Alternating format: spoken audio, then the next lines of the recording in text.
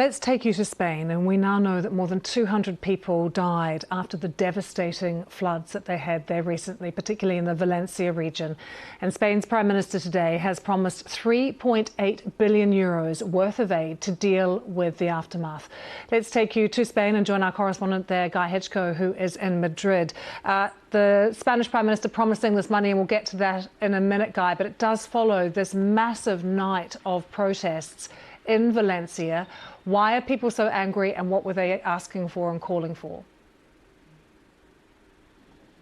Well, that's right. 130,000 people are estimated to have turned out at the weekend to protest in Valencia. And many of those people were angry about the response to this tragedy, the state response. And specifically, most of the people there seem to be particularly angry at the regional government of Carlos Mazón. He's the regional president of Valencia. There's been a lot of criticism of him for his response to the tragedy, and in particular on the day that the flood struck, the 29th of October. His administration took a long time to issue an alert to people's phones. That happened in the evening, by which time the floodwaters were rising. A lot of damage was being caused by then. It has turned out that he was at a 3-hour-long lunch with a journalist.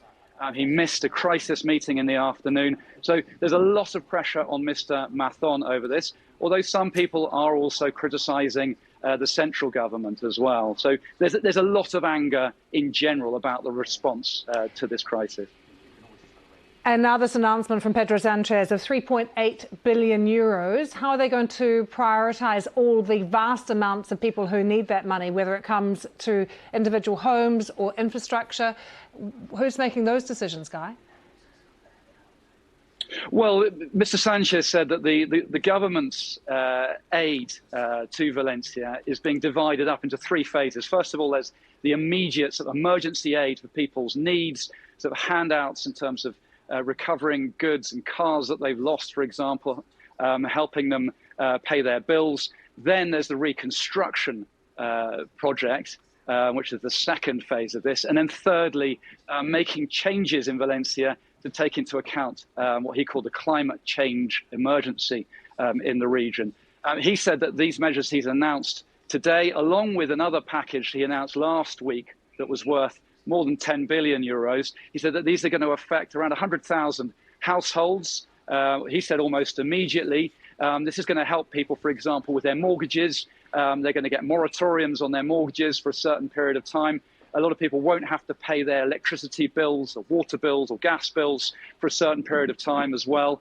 And he also said that a lot of money is going to go towards cleaning up the mud in the streets, which is still causing tremendous problems. For example, blocking drainage systems in many areas of Valencia. So he said around €500 million is going to go into just that task alone. And he said that the state and the government is doing everything possible to help the people of Valencia and to help them as immediately as is possible. That's key, isn't it, the timing on this, Guy? Because when you think about the mud and the damage it's caused and the issues it's still causing, can they give any kind of time frame for just some of that basic cleanup stuff that still needs to happen?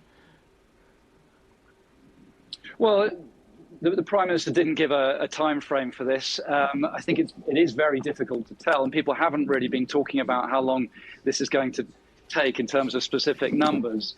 I think obviously the priority is that clearing up of the mud from the streets, clearing people's houses, getting water pumped out of buildings, and so on. That's the immediate task, which I think the authorities want that to happen in the coming days. A lot of cars, for example, which were washed away or turned over and pushed together into piles on the day of the floods, a lot of those cars have been cleared up. For example, a lot of the roads in Valencia have been cleared. We're told that the high-speed rail link is going to be up and running between Madrid and Valencia. That's going to be up and running in the next few days.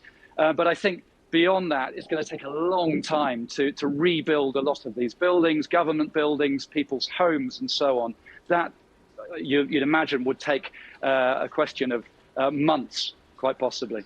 Guy, thanks for joining us. Guy Hedgecoe there in Madrid.